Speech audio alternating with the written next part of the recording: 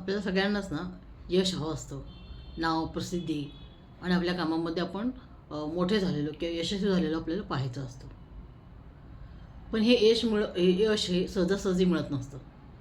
तर त्यासाठी आपली मेहनत, कष्ट आणि चिकाटी पण तितकीच महत्त्वाची असते. आपला संयमही तितकाच महत्त्वाचा असतो. सातत्याने काम करत राहणे या गोष्टी पण तितक्याच गरजेच्या असतात. तेव्हा कुठे आपण यशाच्या शिखरावर पोहोचू शकतो. तुमच्या कामामध्ये सातत्य असेल, तुमचे कष्ट घेण्याची आणि तुमची मेहनत घेण्याची तयारी असेल तर नक्कीच तुम्ही यशस्वी होऊ शकता. पण काही गोष्टी, काही सवयी अशा असतात की ज्या तुम्हाला यशाच्या शिखराकडे नेण्यासाठी मदत नक्कीच करू शकतात. तर अशा काही सवयी आहेत. ते कोणत्या सवयी आहेत ते आपण पाहूयात. आणि मी आहे ऑथर संगीता आणि माझ्या या यूट्यूब चॅनलमध्ये तुम्हा सर्वांचं खूप खूप स्वागत आहे.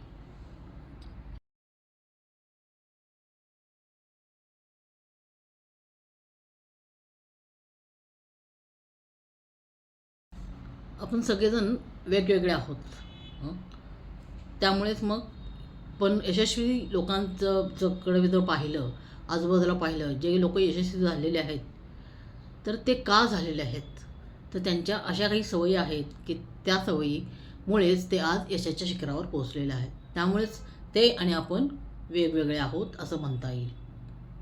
तर काही छोट्या सवयी आहेत, गोष्टी आहेत जे तो आयुष्याच्या प्रत्येक टप्प्यावर आपल्याला पुढे नेत असतात. आणि ह्या यशस्वी लोकांच्या सवयी देखील बऱ्याचदा सारख्याच असतात.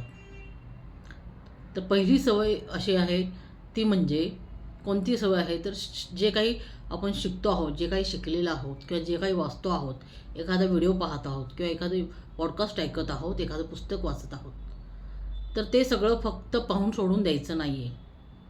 तर त्यावेळेस जी गोष्ट, त्यातले एखादं वाक्य किंवा एखादा पॉईंट आपल्याला आवडलेला आहे, तो मुद्दा लिहून घ्यायचा. तर तो आपल्या डायरीमध्ये किंवा आपल्या फोनमध्ये जिथे कुठे असतो तुम्हाला लिहायची सोय, तिथे तुम्ही तो पॉईंट किंवा मुद्दा तो लिहून घ्यायचा आहे. म्हणजेच आपल्याला आवडलेले विचार, ओळी, काही शिकवण असेल, हे लिहून काढायची आहे. तर त्याचा परिणाम नक्कीच आपल्या मनावरती होतो आणि लिहिताना विचार आपले स्पष्ट होतात. अशा वेळेस आपल्यातल्या निगेटिव्ह ज्या गोष्टी आहेत, नकारात्मक जे विचार आहेत, ते सुद्धा हळूहळू कमी व्हायला सुरुवात होते या सवयीमुळे. म्हणजे जे आपण ऐकतो आहोत, जे आपण वाचतो आहोत, त्यातलं जे काही चांगलं आहे ते लिहून ठेवण्याची सवय आपल्याला सकारात्मककडे नेते, सकारात्मक विचार करायला भाग पाडते, नकारात्मक गोष्टी आपल्या संपवते आणि आपल्यामध्ये सकारात्मक अशी ऊर्जा वाढत जाते. पुढची गोष्ट म्हणजे आठवड्यातून किमान रोज फक्त 10 मिनटं त्या नोट्स ज्या आपण लिहिलेल्या आहेत त्या वाचायच्या आहेत. तर त्यामुळे नवे विचार आणि नवे मार्ग आपल्याला सापडत जाणार आहेत. आपण आपल्या डोक्यामध्ये काय साठवतो, तर त्याच्या जे साठवतो तसंच आपलं ते वर्तणूक किंवा वागणूक आपली होत असते. त्याच्यामुळे चांगले विचार जर जवळ असतील तर नक्कीच आपल्याला चांगलं सकारात्मक काहीतरी सुचणार आहे. आपल्या बाजूचं वातावरण पण तसंच सकारात्मक होणार आहे. त्यामुळेच आपण आपल्या ध्येयापासून अजिबात भरकटलं जात नाही. आपलं ध्येय अगदी सरळ राहतं आणि आपण आपल्या कामाशी प्रामाणिक राहतो आणि भरकटत जात नाही. त्याच्यामुळे आपल्या विचारांमध्ये तेवढीच प्रामाणिकपणा आणि स्पष्टपणा आपल्या विचारांमध्ये पण असायला हवा. पुढची दुसरी सवय म्हणजे काय, तर पाया मजबूत करणे. तुम्हाला कोणतंही ध्येय गाठायचं आहे तर त्याची मुळापासून माहिती असणं गरजेचं आहे. म्हणजे तुमचा बेस, तुमचा पाया मजबूत असला पाहिजे. जसं घर बांधताना पाया मजबूत असेल, भक्कम असेल, तर ते घर चांगल्या पद्धतीने उभं राहतं. तसंच आपल्याला आपलं जे ध्येय गाठायचं आहे, जिथं यश मिळवायचं आहे, त्या कामाबद्दलचा पाया जो आहे, मूळ गोष्टी ज्या आहेत ते भक्कम असल्या पाहिजेत.